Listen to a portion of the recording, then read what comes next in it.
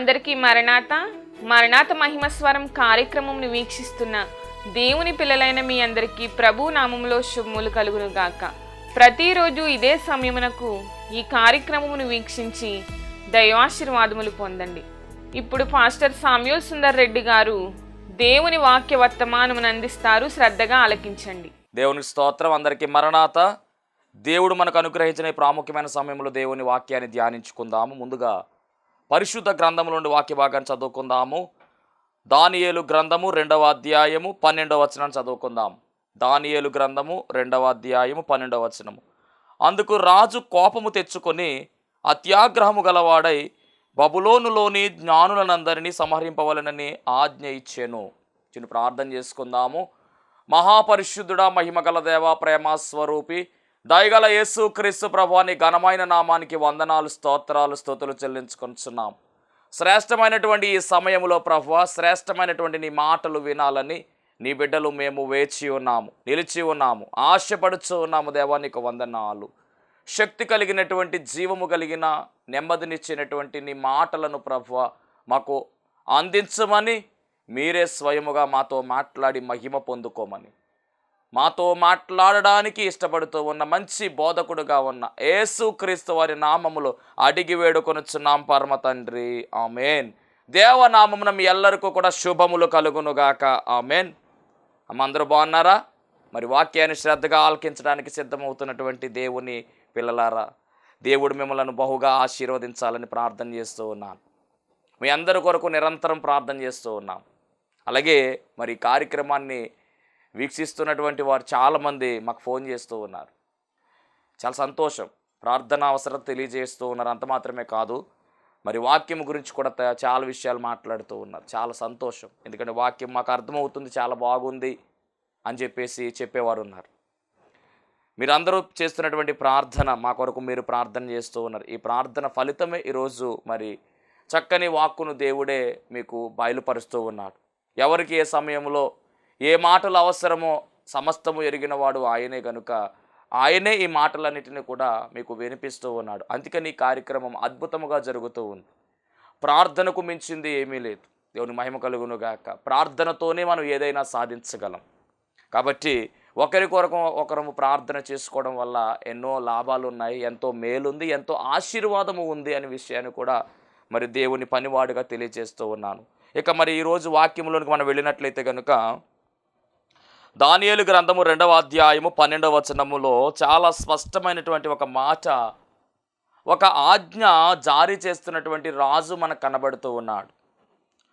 ఆ రాజు ఏమంటూ ఉన్నాడంటే కనుక బబులోనులోని జ్ఞానులనందరినీ సంహరించవలెను అని ఒక చట్టాన్ని అక్కడ శాసిస్తూ ఉన్నాడు.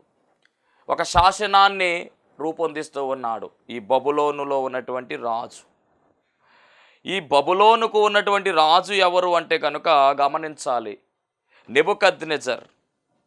చాలా గొప్ప రాజు, చాలా ఘనమైనటువంటి రాజుగా కనబడుతూ ఉన్నాడు. ఇతని చరిత్ర చాలా గొప్పది. ప్రపంచాన్ని శాసించినటువంటి రాజుగా మనం గమనించాలి. బబులోను అనేటటువంటి సామ్రాజ్యము చాలా ఉన్నతమైనటువంటి సామ్రాజ్యం. అష్షూరు సామ్రాజ్యము తరువాత వచ్చినటువంటి సామ్రాజ్యము బబులోను సామ్రాజ్యం. ఈ బబులోను సామ్రాజ్యము తరువాత మనం గమనించినట్లయితే కనుక చాలా సామ్రాజ్యాలు వచ్చాయి. కానీ దాంట్లో మాదియా పారసీక సామ్రాజ్యము కూడా దీని తర్వాత ఒక ఉన్నతమైనటువంటి సామ్రాజ్యంగా పిలువబడింది. తరువాత అదైపోయిన తర్వాత గ్రీకు సామ్రాజ్యం, అలెగ్జాండర్ ది గ్రేట్ సాధించినటువంటి సామ్రాజ్యం, ఇది కూడా చాలా గొప్ప సామ్రాజ్యం. అది గతించిపోయిన తర్వాత రోమా సామ్రాజ్యం వచ్చింది, రోమీల పాలన. ఆ సమయంలోనే యేసుక్రీస్తు ప్రభు వారి యొక్క జననము, యేసుక్రీస్తు ప్రభు వారికి శిలువ మరణాన్ని ఖరారు చేసింది ఎవరు అంటే ఆ గవర్నమెంటే. అంటే ప్రభుత్వాలు వస్తున్నాయి, పోతూ ఉన్నాయి. గమనించాలి, ఆ కాలంలో ఈ బబులోను సామ్రాజ్యము ప్రపంచాన్ని ఏలుబడి చేసినటువంటి సామ్రాజ్యము, చాలా ఉన్నతమైనటువంటి స్థాయి కలిగిన సామ్రాజ్యం. దానికి రాజు ఎవరు అంటే కనుక నెబుకద్నెజర్, మహాక్రూరుడు అనే విషయాన్ని కూడా గమనించాలి.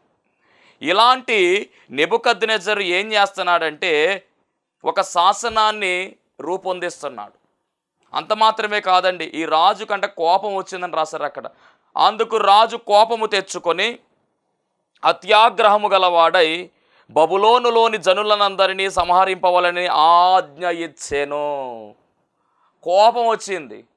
కోపం తర్వాత ఏమొచ్చిందంటే అత్యాగ్రహం వచ్చిందట. కాబట్టి చాలా జాగ్రత్తగా మనం ఉండాలి. కోపము అనేది మనము మానివేసుకోవాల్సిన వారమై ఉన్నాము. కోపపరుడు కానీ పాపము చేయకుడి అని రాశారు బైబిల్ గ్రంథంలో. కానీ గమనించాలి, కొత్త నిబంధన గ్రంథములో పత్రికల పాఠాల్లో రాయబడినటువంటి మాట, కోపమును తీసివేసుకోవాలి, చంపివేయాలి, కోపాన్ని విడిచిపెట్టాలి, కోపాన్ని. దేవునికి స్తోత్రం.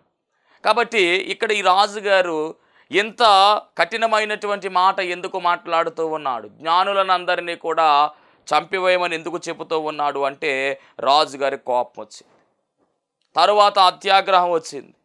ఇక అత్యాగ్రహంలో ఈ యొక్క నిర్ణయాన్ని చెబుతూ ఉన్నాడు. అసలు ఏం జరిగింది, ఈ రాజుగారి కోపానికి గల కారణం ఏమిటని మనం గమనిస్తే, ఇదే దానియేలు గ్రంథము 2వ అధ్యాయము 1వ వచనం నుంచి మనం చదువుకుని వెళితే మనకు అర్థమవుతుంది.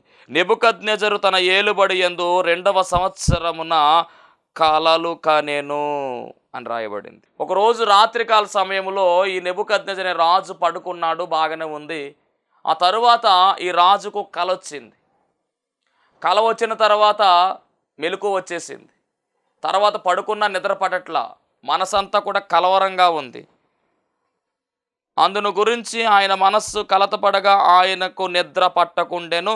కాగా రాజు తాను కనిన కలను తనకు తెలియజెప్పుటకై శకునగాండ్రను, గారడి విద్యగల వారిని, మాంత్రికులను, కల్దీయులను రాజు సముఖమునకు పిలవనంపించెను. అంటే ఇప్పుడు రాజుగారి కల వచ్చింది, రాత్రి నిద్ర పట్టట్లా, మనసంతా కూడా కలత చెందిపోతూ ఉంది, కంగారు వచ్చేస్తూ ఉంది, దుడుకొచ్చేస్తూ ఉంది. అందుకని ఆ రాజ్యములో ఉన్నటువంటి జ్ఞానులుగా పిలవబడుతున్నటువంటి వారిని పిలిపించారు. వారు ఎవరు అంటే గనక శకునగాండ్రు, గారడి విద్య గలవారు, మాంత్రికులు, కల్దీయులు, అంటే 4 వర్గాల వారిని రమ్మని చెప్పాడు రాజు. వీళ్ళే ఆ దేశంలో జ్ఞానులుగా పిలవబడుతున్నటువంటి వారు. వాళ్ళని నిలవబెట్టాడు.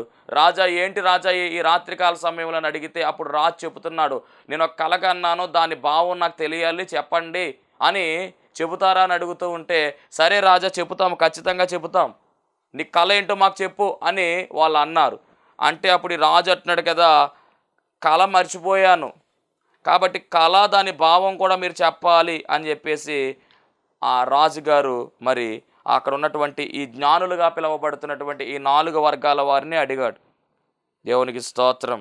2వ అధ్యాయం 5వ వచనం దానియేలు గ్రంథము. రాజు, నేను దానిని మరచిపోతుని గాని కలను దాని భావమును మీరు తెలియజేయని ఎడల మీరు తొత్తనీయులుగా చేయబడుదురు, మీ ఇండ్లు పెంట కుప్పగా చేయబడును. అబ్బా, రాజుగారు వెంటనే చెప్పేశాడు, కళ మీరే చెప్పాలి, భావం మీరే చెప్పాలి. ఒకవేళ చెప్పను అంటే కనుక మీకు పనిష్మెంట్ వస్తూ ఉంది. అదేమిటంటే మీ ఇండ్లు పెంట కుప్పగా చేయబడతాయి, మిమ్మల్ని తుత్తునీలుగా చేస్తాను అని చెప్పేసి మొత్తం మీద మిమ్మల్ని కథం చేస్తానని చెప్తా ఉన్నాడు. అలా చెబుతూ ఒకవేళ కళ దాని భావాన్ని కనుక మీరు చెబితే కనుక దానములను, బహుమానములను, మహాఘనతయు నా సముఖములో నేను మీకు ఇస్తాను. చెబితేనేమో బహుమానాలు, చెప్పకపోతేనేమో ఇక మరణ శాసనాన్ని రిలీజ్ చేస్తాను అని చెప్పేసి మరి చాలా కడాఖండిగా రాజుగారు చెప్పడం జరిగింది. అలా చెప్పినప్పుడు వీళ్ళందరూ కూడా చాలా కంగారు పడుతూ ఉన్నారు. చాలా కంగారు పడుతూ ఇక రాజా, కళ ఏంటో చెప్తే దాని భావాన్ని మేము చెప్పగలం, కానీ కళను భావాన్ని చెప్పడం మా వల్ల కాదు అని చెప్తా ఉన్నారు. దేవునికి స్తోత్రం. అంత మాత్రమే కాదండి, వాళ్ళు చెప్తున్నటువంటి మాట మనం చదివినట్లయితే, అందుకు కల్దీయులు ఇలాగూ ప్రత్యుత్తరం ఇచ్చిరి, భూమి మీద ఏ మనుష్యుడు కూడా రాజు అడిగిన సంగతి చెప్పజాలడు అని కూడా చెప్తున్నారు. అంటే ఈ భూమి మీద ఉన్నటువంటి మానవుడు ఎవడో కూడా ఈ ప్రశ్నకు సమాధానం చెప్పలేడు. ఎందుకంటే నువ్వు ఏం కళ కన్నావో మాకేం తెలుసు, నువ్వు కళ చెబితే దాని భావాన్ని మేము చెప్పగలం, కానీ కళాభావాన్ని రెండూ మేము చెప్పలేము అని అక్కడ మరి ఈ యొక్క కల్దీయులైనటువంటి వారు, అలాగే గారడి విద్య కలిగినటువంటి వారు, అలాగే జ్ఞానులుగా పిలువబడుతున్న వీళ్ళందరూ కూడా చెబుతూ ఉన్నారు. అలా చెప్పిన దానికి రాజుగారి కోపం వచ్చేసి అప్పుడు వెంటనే ఆయన అంటున్నటువంటి మాట 12వ వచనంలో మనం చూస్తూ ఉన్నాం. అంత మాత్రం 11వ వచనం మనం చూస్తే, రాజు విచారించిన సంగతి బహు అసాధారణమైనది, దేవతలు కాక మరి ఎవరును ఈ సంగతి తెలియచెప్పలేరు అని కూడా చెప్తున్నారు. అంటే ఈ సంగతి ఎవరైనా చెప్పాలంటే వాళ్ళు దేవతలు అయి ఉండాలి, వారికి మాత్రమే తెలుస్తుంది తప్ప ఇక ఎవరికి ఇది తెలియదు, మానవుడు ఎవడో కూడా ఈ విషయాన్ని చెప్పలేడని చెప్తూ ఉంటే, అప్పుడు రాజుగారి కోపం వచ్చి ఆయన చెప్తున్నటువంటి మాట ఏమిటంటే, అందుకు రాజు కోపము తెచ్చుకుని అత్యాగ్రహము గలవాడే ఈ బబులోనులోని జ్ఞానులందరినీ కూడా సంహరించండి అనేటువంటి ఒక చట్టాన్ని అక్కడ చెప్పినట్టుగా మనకు కనబడుతూ ఉంది. ఇది ఈరోజు మనం గమనించవలసిన విషయం. దేవునికి స్తోత్రం. రాజుగారి కళ వచ్చింది, దాని భావము కళ రెండూ కావాలని చెప్పి అడిగితే వాళ్ళు ఎవరో కూడా మా వల్ల కాదని చెప్పారు. అయితే ఇక చంపేయమని ఆజ్ఞాపించేశాడు. ఇక్కడ గమనించాలి, రాజదేహ సంరక్షకుల అధిపతి ఒక ఆయన ఉన్నాడు, అతని పేరు అర్యోకు. అతనికి చెప్పాడు విషయమంతా కూడా. ఇక బబులోన్లో ఎక్కడెక్కడ జ్ఞానులు ఉన్న వాళ్ళందరినీ కూడా ఖతం చేసేయమని చెప్పి అర్యోక్ అనేటటువంటి అతనికి కౌరంపాడు. ఇప్పుడు ఈ అర్యోక్ ఏం చేస్తున్నాడంటే వీళ్ళను ఖతం చేయడానికి, వీళ్ళని సంహరించడానికి ప్రయత్నం చేస్తూ ఉన్నాడు. గమనించాలి దేవుని బిడ్డలారా, అలా చేస్తూ ఉన్నటువంటి సమయంలో మొత్తానికి బబులోనులోనే జ్ఞానుల వరుసలో ఎవరు ఉన్నారంటే దానియేలు కూడా ఉన్నాడు. అంత మాత్రమే కాదు, దానియేలు యొక్క 3 స్నేహితులు కూడా అదే వరుసలో ఉన్నారు, షడ్రకు, మేషకు, అబేద్నెగో కూడా. అంటే ఇప్పుడు ఈ బబులోనులో ఉన్నటువంటి ఈ కల్దీయులు, గారిడి విద్య గలవారు, సకనకాండ్రు అనేటటువంటి జ్ఞానులతో పాటు మరి దానియేలు యొక్క 3 స్నేహితులు కూడా జ్ఞానులే కనుక మొత్తం వీరందరినీ కూడా ఏం చేయాలంటే సంహరించాలి. అంటే ఇప్పుడు చావు ఎవరి మీదకి వస్తూ ఉంది అంటే కనుక దానియేలు స్నేహితుల మీద కూడా చావు రావడం ఖాయమైపోయింది. మొత్తానికి ఈ విషయం దానియేలుకు తెలిసింది. దానియేలుకు తెలిస్తే దానియేలు ఏం చేస్తాడంటే ఈ అర్యోకు దగ్గరకు వస్తాడు. వచ్చి చాలా మరి అద్భుతముగా, యుక్తముగా ఆయనతో మాట్లాడతాడు. అయ్యా అర్యోకు, ఏంటి ఇంత సడన్గా రాజుగారు ఎంత డెసిషన్ ఎందుకు తీసుకున్నాడో, ఎందుకు చంపేయమని చెప్తూ ఉన్నాడు, ఏంటి కారణం ఏంటని అడిగితే అప్పుడు అర్యోకు చెబుతాడు, రాజుగారి కళ వచ్చిందంట, ఆ కళ రాజుగారు మర్చిపోయారు, కళాభావము చెప్పమంటే ఎవరు చెప్పలేకపోతున్నారో అందుకని చంపేయమన్నాడు, నేను అదే పనిలో ఉన్నాను అని అర్యోక్ అనేటటువంటి ఈ రాజదేహ సంరక్షణ అధిపతి మరి దానియేలుకు చెప్పడం జరిగింది. అప్పుడు దానియేలు అంటాడు కదా, అయ్యా నేను ఆ కళ చెప్పే ప్రయత్నం చేస్తాను, ఎందుకంటే నేను నమ్ముకున్నటువంటి దేవుడు ఖచ్చితంగా బయలుపరుస్తాడు, మర్మాలు బయలుపరిచే దేవుడని చెబితే అప్పుడు మరి మొత్తానికి అర్యోకు దగ్గర ఒక మనవి చేస్తాడు, నేను చెప్తాను, కొంచెం రాజుగారి దగ్గర నన్ను తీసుకెళ్ళంటే మొత్తానికి దానియేలుని మరి ఈ అర్యోకు రాజుగారి దగ్గర తీసుకెళ్తే అప్పుడు నెబుకద్నెజరుతో మాట్లాడతాడు, అయ్యా నేను కళాభావం చెప్పే ప్రయత్నం చేస్తాను, కానీ నాకు కొంత సమయం కావాలి అని నెబుకద్నెజరు అనే రాజును మరి దానియేలు అడగడం జరుగుతుంది. అప్పుడు నెబుకద్నెజరు రాజు అంటాడు కదా, సరే సమయం తీసుకో, అప్పటి వరకు వారిని ఎవరిని ఏమీ చెయ్యొద్దని చెప్పి అర్యోకుతో కూడా ఆ మాట చెప్పి దానియేలుకు సమయం ఇవ్వడం జరుగుతుంది. ఇప్పుడు గమనించాలి, దానియేలు గనక సమాధానం చెబితే పర్వాలేదు, దానియేలు గనక ఈ రాజుకు వచ్చినటువంటి కళాభావాన్ని చెబితే పర్వాలేదు, ఒకవేళ చెప్పలేకపోతే ఖచ్చితముగా శిక్ష వస్తూ ఉంది. ఆ శిక్ష ఏమిటంటే మరణ శాసనమే, ఇక మరణించాల్సిందే, తప్పదిక. దేవునికి మహిమ కలుగునుగాక. దాంట్లో దానియేలు స్నేహితులు అలాగే అక్కడ ఉన్నటువంటి జ్ఞానులు అందరూ కూడా ఉంటారు. ఇప్పుడు ఈ జ్ఞానులు బ్రతికించబడాలన్నా, జ్ఞానులు మరణం నుంచి తప్పించుకోవాలన్నా, దానియేలు తప్పించుకోవాలన్నా ఖచ్చితంగా ఈ సమస్యకు పరిష్కారం రావాలి. ఈ సమస్య పరిష్కారము కొరకు దానియేలు నిలబడ్డాడండి. అందరూ కూడా దానియేలు వైపే చూస్తూ ఉన్నారు, అంటూ ఉన్నారు, దానియేలు ఏదో రకంగా చెప్పు అని చెప్పి వాళ్ళందరూ కూడా అంటూ ఉన్నారు. అప్పుడు దానియేలుకు ఒక ఆలోచన దేవుడే పుట్టించాడు. ఆ ఆలోచన ఏమిటంటే ఈ సమాధానం రావాలి అంటే కనుక ఖచ్చితముగా గ్రహింపు కావాలి. అంటే ఆ కళ ఏమిటో గ్రహింపు రావాలి, గ్రహింపులోనికి దేవుడే తేవాలి. దానికి మరి గమనించాలి, పరిశుద్ధ గ్రంథములో మరి ఒక వచనము జ్ఞాపకం చేస్తున్నాడు దేవుడు. సామెతల గ్రంథము 28వ అధ్యాయము 5వ వచనము, దుష్టులు న్యాయమైనది గ్రహింపరు, యెహోవాను ఆశ్రయించు వారు సమస్తమును గ్రహించుదురు. అంటే ఇప్పుడు దానియేలుకు సమాధానము రావాలి అంటే దేవుని ఆశ్రయించాలి అని రాయబడింది అక్కడ. గ్రహింపులోనికి రావాలి అంటే యెహోవాను ఆశ్రయించు వారు సమస్తమును గ్రహించుదురు. ఇప్పుడు కళను గ్రహించాలి అంటే, కళ యొక్క భావము తెలియాలి అంటే, ఆ గ్రహింపులోనికి రావాలి అంటే ఖచ్చితముగా దేవుణ్ణి ఆశ్రయించాలి. వాక్యమిటిన దైవ జనాంగమా, చాలా శ్రద్ధ కలిగి ఈ మాటలు వినాలి. నీ జీవితంలో కూడా ఒకనొక సమస్య వచ్చి ఏం చేయాలి అనే ఆలోచన నీకు పట్టనప్పుడు, అయ్యో నేను ఏం చేయాలి అని గాబరా వస్తూ ఉన్నప్పుడు, కంగారు వస్తూ ఉన్నప్పుడు మనము చేయవలసిన పని ఏమిటంటే వారిని వీరిని ఆశ్రయించడము కాదు, దేవుణ్ణి మాత్రమే ఆశ్రయించాలని వాక్యము స్పష్టముగా సెలవిస్తూ ఉంది. యెహోవాను ఆశ్రయించిన నరులు ధన్యులు అని రాయబడింది. యెహోవాను ఆశ్రయించిన వారికి ఏ మేలు కొదువై ఉండదు అని పరిశుద్ధ గ్రంథమైన బైబిల్ గ్రంథములో చాలా స్పష్టముగా రాయబడింది. అంత మాత్రమే కాదు, గ్రహింపు కానటువంటి విషయాలను గ్రాహ్యములోనికి తేవడానికి మనము దేవుణ్ణి ఆశ్రయించాలి. ఆయన ఆశ్రయిస్తే ఎలాంటి విషయమైనా గ్రహింపు శక్తిని ఆయన ఇస్తాడు అని పరిశుద్ధ గ్రంథము చాలా స్పష్టముగా మనకు చెబుతూ ఉంది. యెహోవాను ఆశ్రయించిన వారికి సంతోషము కలుగుతుంది, యెహోవాను ఆశ్రయించిన వారికి జయము కలుగుతుంది, యెహోవాను ఆశ్రయించిన వారు వర్ధిల్లుదురు, యెహోవాను ఆశ్రయించిన వారికి ఆయన హస్తము తోడుగా ఉంటుంది, యెహోవాను ఆశ్రయించిన వారు బ్రతుకుదురు, యెహోవాను ఆశ్రయించిన వారిని ఆయన విడిచిపెట్టడు, యెహోవాను ఆశ్రయించిన వారు స్థిరముగా ఉంటారు. ఎన్ని వాగ్దానాలు ఉన్నాయో! ఇదంతా కూడా ఆయన ఆశ్రయిస్తే చాలు. ఈరోజు ఇప్పుడు దానియేలు జీవితంలో కూడా ఈ ప్రశ్నకు సమాధానం రావాలి అంటే ఆయన ఆశ్రయించాలి.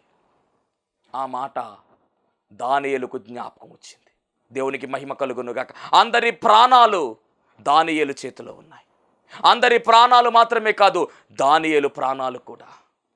ఒక ప్రక్కన ప్రశ్న ఉంది, ఒక ప్రక్కన ఆ ప్రశ్నే ఎలా ఉందంటే గనక మరణ శాసనముగా ఉంది, భయంకరమైనటువంటి సమస్యగా కనబడుతూ ఉంది. ఇప్పుడు ఈ సమస్య పరిష్కారము కావాలి అంటే గనుక ఖచ్చితముగా దానియేలుకు ఆ కళ ఏమిటో, కళ భావం ఏమిటో గ్రహింపుకు రావాలి అంటే దేవుణ్ణి ఆశ్రయించాలి. గనుక దానియేలు అనుకుంటున్నాడు కదా, నా దేవుడే దీనికి పరిష్కారము చేస్తాడు అనేటువంటి ఆలోచన దానియేలుకు వచ్చేసింది.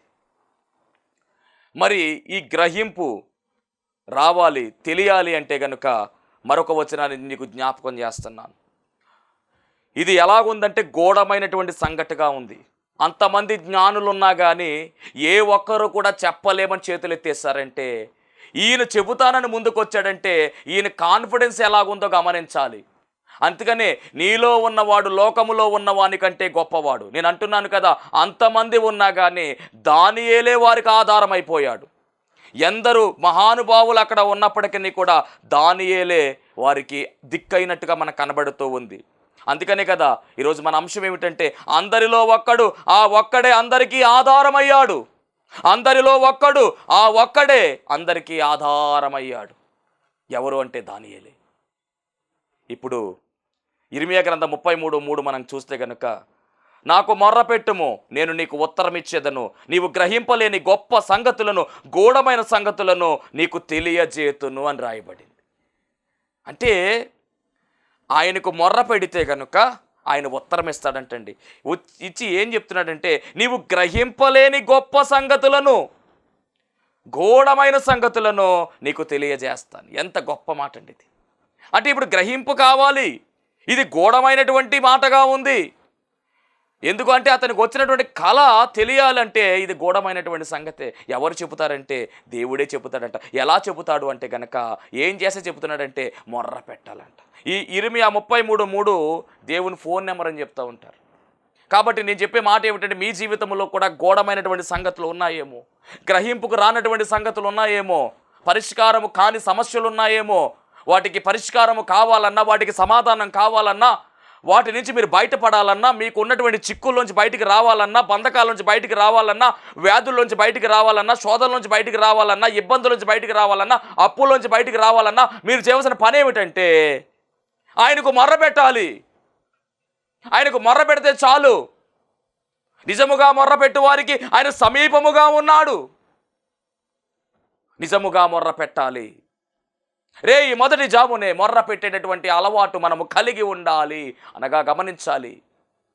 తెల్లవారుజామున ప్రార్థన విషయములో మనము నిర్లక్ష్యము చేయకుండా ముందుకు సాగవలసిన వారమై ఉన్నాము. దేవునికి మహిమ కలుగును గాక. పాత నిబంధన గ్రంథంలో రేయి మొదటి జాము అంటే సాయంకాలము 6 గంటల నుంచి మొదలయ్యేది. కానీ మనము గమనించాలి, నూతన నిబంధన ప్రకారము యేసుక్రీస్తు ప్రభువు వారు తెల్లవారకుండానే ఆయన కొండ మీదకి వెళ్ళి ప్రార్థించినట్టుగా పరిశుద్ధ గ్రంథంలో రాయబడింది. కాబట్టి ఆ సూర్యుని చూడకుండానే నీతి సూర్యుని మనము చూడవలసిన వారమై ఉన్నాము. మీకున్నటువంటి సమస్యలు తొలగాలన్నా, వ్యాధులు పోవాలన్నా, అప్పులు పోవాలన్నా, కుటుంబాలు కట్టబడాలన్నా మీరు చేయవలసిన పని ఏమిటంటే మొర్ర పెట్టాలి. మొర్ర పెట్టి అనుభవము, ప్రార్థించే అనుభవము మనము కలిగి ఉండాలి. ఇక్కడ గ్రహించుకోవాలనేటువంటి ఆసక్తి ఉంది. ఆ కళ ఏమిటో తెలుసుకోవాలి, దాని భావం తెలుసుకోవాలి అంటే దేవునికి మొర్ర పెట్టాలి. దానియేలుకు వచ్చినటువంటి రెండు ఆప్షన్స్, ఒకటి ఆయన్ని ఆశ్రయించడం, రెండవది మొర్ర పెట్టడం. ఇవి రెండు చేస్తే చాలు, ఖచ్చితంగా ఆ కళ ఏంటో అర్థమైపోతుంది, ప్రాణాలు దక్కించుకోవచ్చు. అంత మాత్రమే కాదు, వారి ప్రాణాలు కూడా మనము కాపాడవచ్చని ఆలోచన కలిగిన వాడై ఆయన ఇంటికి వచ్చాడండి. వచ్చి తన స్నేహితులు చెప్తున్నటువంటి మాట ఏమిటి అంటే కనుక చాలా అద్భుతమైనటువంటి మాట తన స్నేహితులకు చెప్తూ ఉన్నాడు. దేవునికి స్తోత్రం.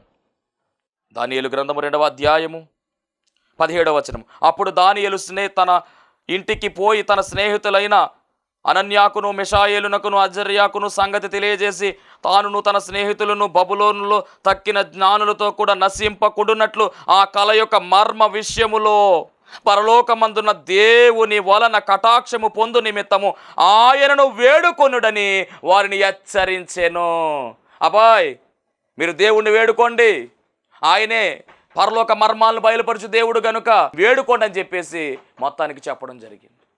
దేవునికి స్తోత్రం. అంత మాత్రమే కాదండి, దానియేలు కూడా దేవుణ్ణి వేడుకుంటాడా రాత్రికాల సమయంలో. అందుకని కదా ప్రార్థన చాలా ప్రాముఖ్యమైనది, మొర్ర చాలా ప్రాముఖ్యమైనది. మొత్తానికి వేడుకోవడం మొదలు పెడితే దేవుడు సమాధానం బయలుపరిచాడు. 2వ అధ్యాయం 19వ వచనం. అంతటా రాత్రి యందు దర్శనము చేత ఆ మర్మము దానియేలునకు బయలుపరచబడెను గనుక దానియేలు పరలోకమందున దేవుని స్తుతించెను.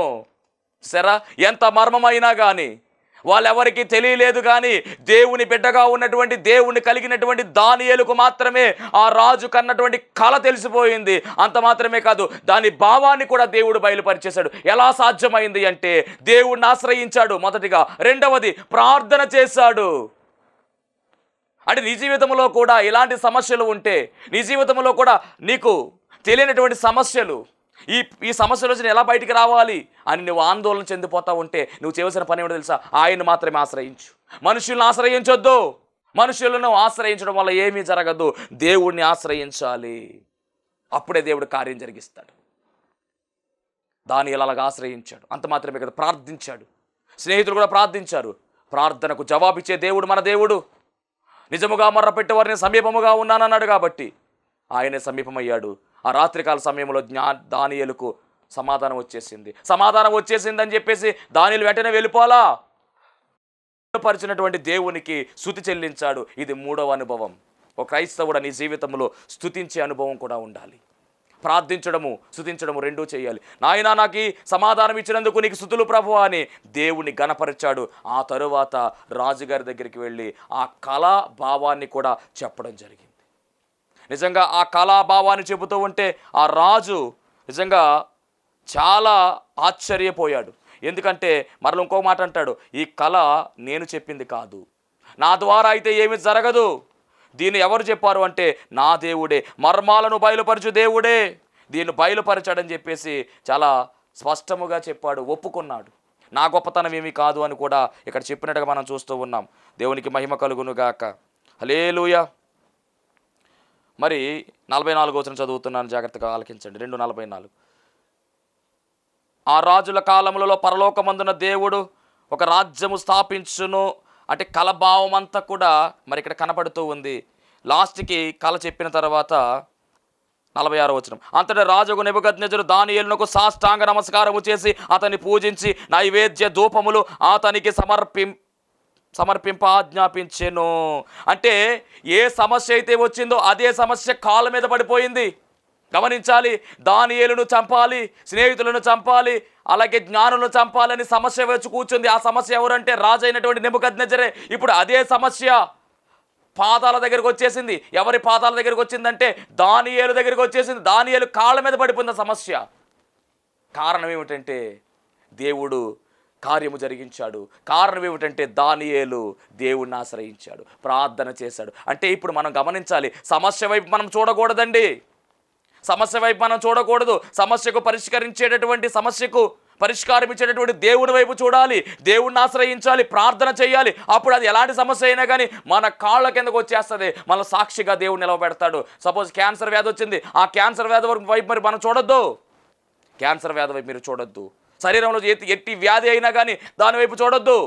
దేవుణ్ణి ప్రార్థన చేయండి, దేవుణ్ణి ఆశ్రయించండి. ఖచ్చితంగా దేవుడు మీకు విజయం ఇస్తాడు, దాని నుంచి మీకు విడుదలిస్తాడు. అప్పుడు రేపు నిలవబడి సాక్ష్యం చెప్తారు.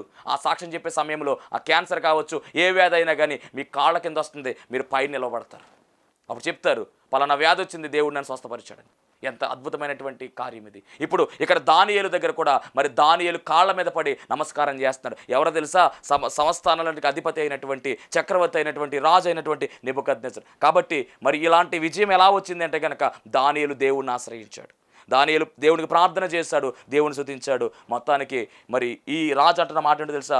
దానియేలు నమ్ముకున్నటువంటి దేవుడే నిజమైన దేవుడు అని కూడా మరి అన్య రాజు చాలా అద్భుతముగా చెబుతూ ఉన్నాడు.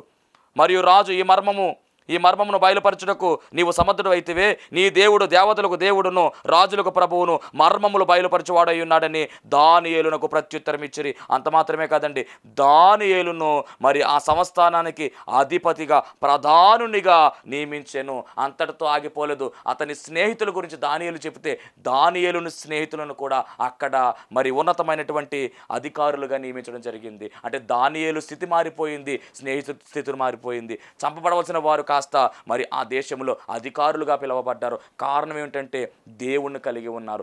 దేవుణ్ణి ఆశ్రయించి ఆయన ప్రార్థన చేస్తే మీ సమస్య ఏదైనా కానీ దేవుడు పరిష్కరిస్తాడు, ఉన్నతమైన స్థాయి మీకు ఇస్తాడు. అట్టి ధన్యత దేవుడు మీ అందరికీ అనుగ్రహించును గాక.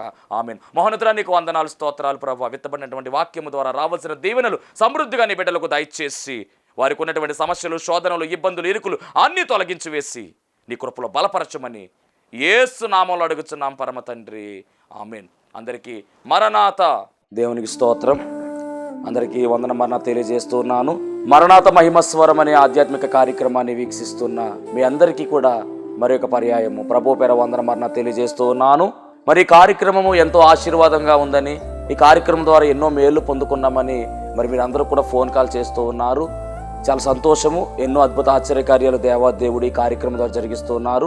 దేవుని నామమునికి మహిమ కలుగునుగాక. మరి మీరు చూస్తున్నటువంటి ఈ యొక్క షెడ్ గురించి గతంలో మీకు చెప్పడం జరిగింది. యజమానుడు మరి దీన్ని బేరం పెట్టారని చెప్పేసి, దీన్ని తీసుకుంటే ఇక్కడ ఆరాధన జరుగుతుంది, లేకపోతే మనం బయటికి వెళ్ళాలనేటువంటి పరిస్థితిని మీకు చెప్పినందుకు చాలామంది మరి సహకరించారు. కొంతమంది మరి అమౌంట్ పంపించడం జరిగింది, అలాగే ప్రార్థన చేయడం జరిగింది. దేవుని మహాకృపను బట్టి పంపించినటువంటి కొంత అమౌంట్ మరి యజమానుడికి కట్టడం జరిగింది. ఇంకా చాలా అమౌంట్ మనము వారికి ఇవ్వాల్సి ఉంది. కనుక మరి ఈ కార్యక్రమాన్ని వీక్షిస్తున్నటువంటి మీకు ఎవరికైనా కనుక ప్రేరేపణ కలిగినట్లయితే కనుక మరి మీ వంతు సహకారాన్ని అందించండి. ఈ దేన సేవకునికి మీ యొక్క సహకారం అందించి ఈ సేవను మరి ముందుకు వెళ్ళేలాగా సహకరించవలసిందిగా ప్రభు పేరు తెలియజేస్తూ ఉన్నాను. మీకు ఎవరికైనా కనుక మరి ప్రేరేపణ కలిగినట్లయితే కనుక స్క్రీన్ మీద కనపడుతున్నటువంటి ఆ నెంబర్కి ఫోన్పే చేయండి, లేదా ఫోన్ చేసినట్లయితే కనుక నేనే స్వయంగా మాట్లాడతాను. మీ సహకారాన్ని అందించండి. ప్రభు పనిలో మీరు కూడా పాలి భాగస్తులు కావాల్సిందిగా ప్రభు పేరు తెలియజేస్తున్నాను. అందరికీ మరణాత.